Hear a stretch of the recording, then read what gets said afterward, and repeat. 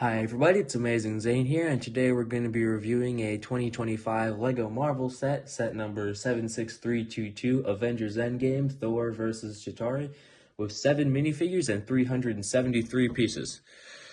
The first of several builds in the set that I thought we'd look at is this War Machine Mech, and I know a lot of people don't really like the how they've been giving mechs for Endgame sets. We got one for Ant-Man and another set last year, but I understand why they did it because the suit, the War Machine design we get in the set is a very complex design, and there's not a lot you can do.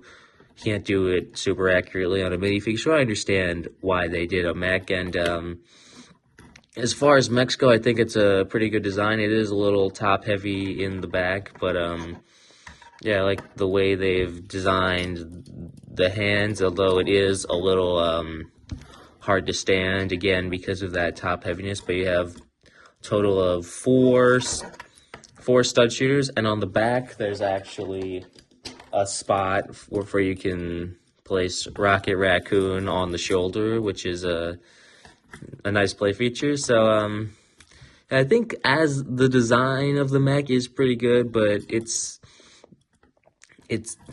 but I don't like really I get why they did it, but I still don't like it as much, the idea of it. And as for the next major build is this Chitauri gorilla, and I think the design of this is also okay. It's a little simplistic, but I do like how they give you a couple of little chains to attach, like the Chitauri's attached to the Chitauri to, I guess, pull it along. But the posability of this is pretty good. I like the hand design with the fingers, and there's also small back leg. It's not very it's really small though. So yeah, this thing is can be difficult to pose sometimes, but I do like the hand design a lot.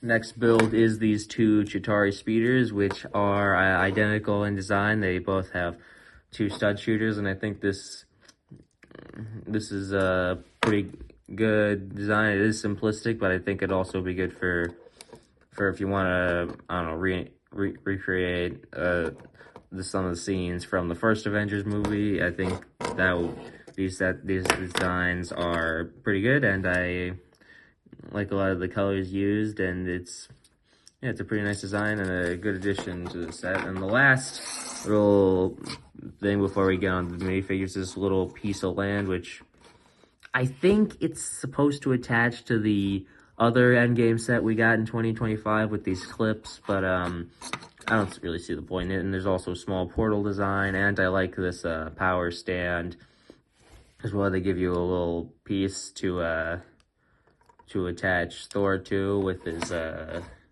Stormbreaker X. But yeah, that's the last of the build. So now let's take a look at the minifigures in the set.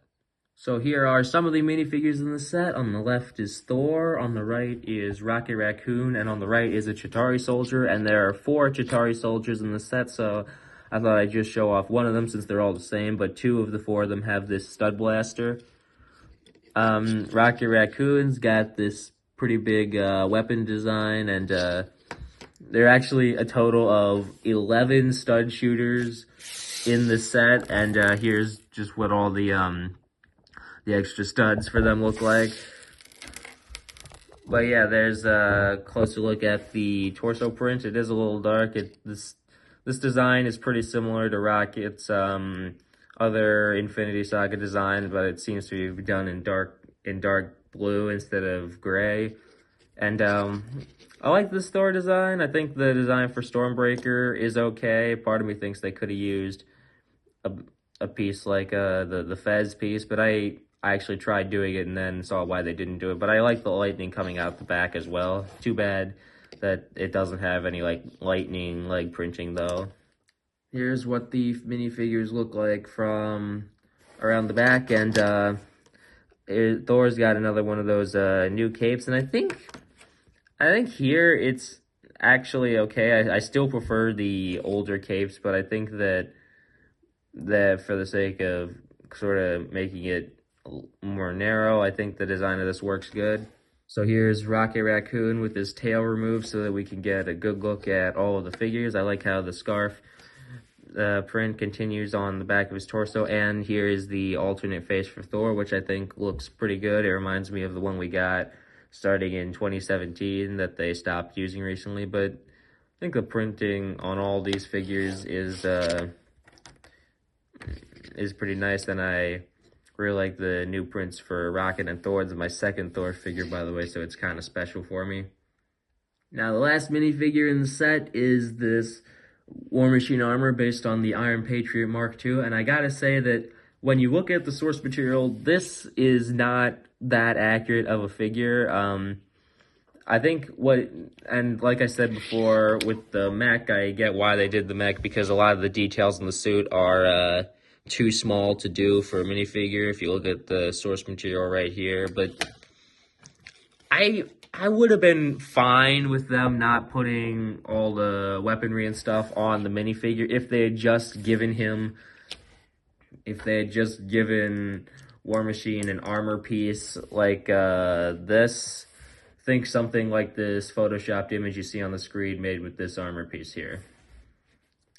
But yeah, this design is it's pretty complex, but I like how they use the light blue and dark blue at the same time. And here's what the face for Rhodey looks like. I kind of miss when we got that head for Rhodey with the heads up display, but this is still pretty nice. And here's a look at him from around the back. Again, I really wish that we'd just gotten like an armor piece instead of this giant mech for him, because I think that would have been way better and would have made him sort of look more accurate outside of the mech at minifigure scale.